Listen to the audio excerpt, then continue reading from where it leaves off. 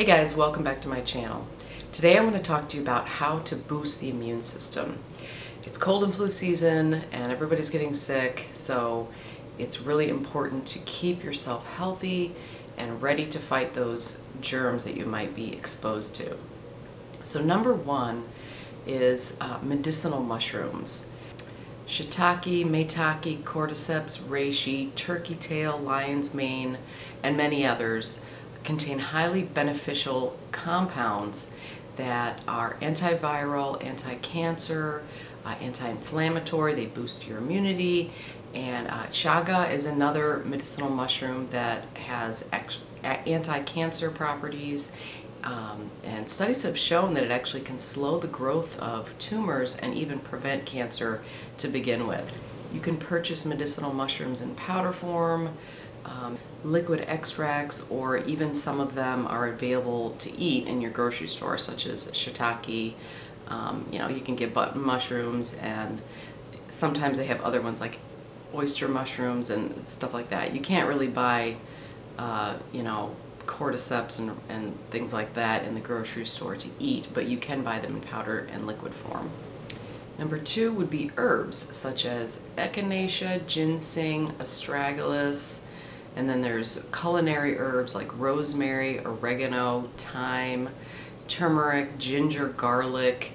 All of these powerful immune boosting herbs can help keep you healthy if eaten on a regular basis.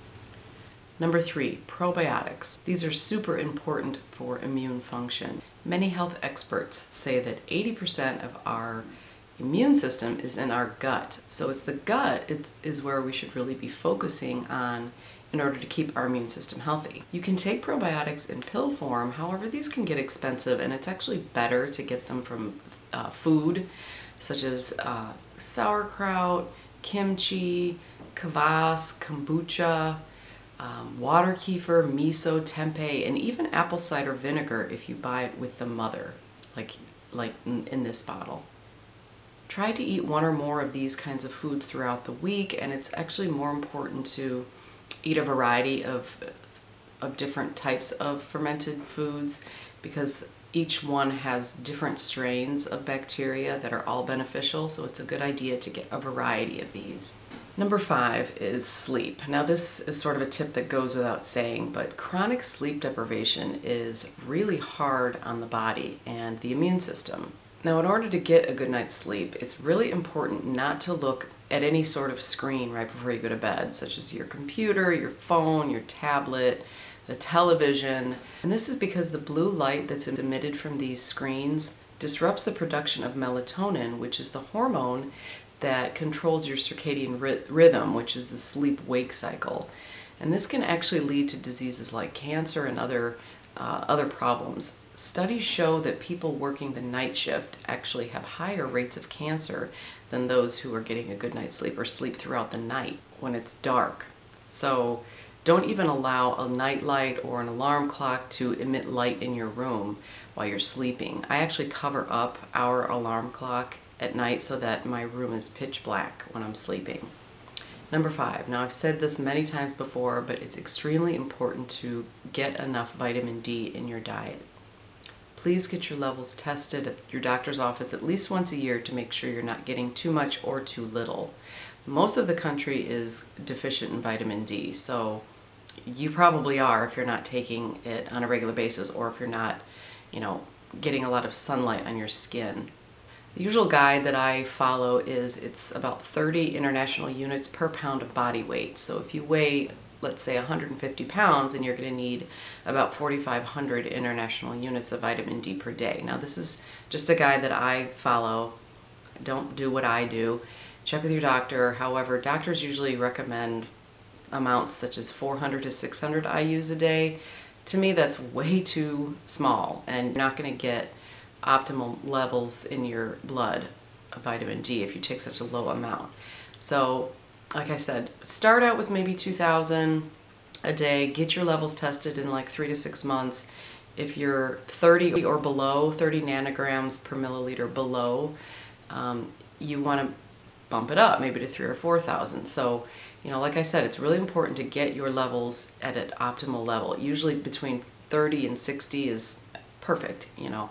Some people say 60 is too high, but mine's usually around 45 to 50 nanograms per milliliter every time I get it tested. And I take about 4,000 international units a day. So do your own research. Don't follow what I follow. Don't do what I do. Just, you know, find out exactly how much you need through your own experimentation and your own research.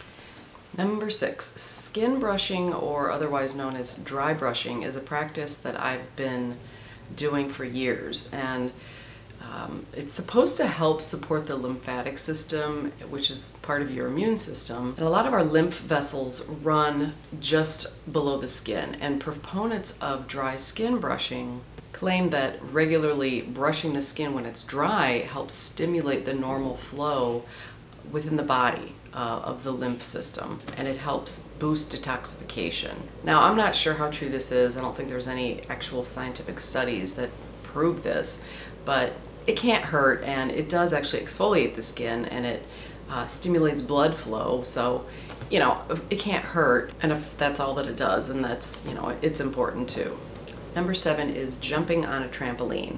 This is really great for your immune system because the rapid changes in gravity causes your lymph channels to expand and enhance lymph circulation throughout the body. When you land on the trampoline, you're experiencing twice the force of gravity, which makes bouncing more effective than running, actually, for stimulating lymph flow. So you only have to jump for about 3 to 5 minutes to work out your entire lymphatic system. And this can rid your body of bacteria and toxic waste and fat globules that are trapped in your dead cells. Number 8 is thumping on your thymus. Now, this is an odd practice, but I've been doing this for years. The thymus gland is where white blood cells are trained how to protect us from bacteria, viruses, etc. Thumping on the thymus can actually stimulate the production of T cells, which are these special white blood cells that defend our bodies against diseases. Now, I'm not saying that this is scientifically proven to do this, but, you know, it's just another thing that can't hurt. And, you know, if it helps, that's great. Number 9, exercise is very, very important for boosting the immune system. But please remember that too much exercise actually reduces immunity, so take it easy. Running a marathon, super strenuous workouts, they actually stress the body out too much. So be aware of this. Now, it's totally fine to do strenuous workouts, but I'm talking about really strenuous exercise where you feel exhausted rather than exhilarated.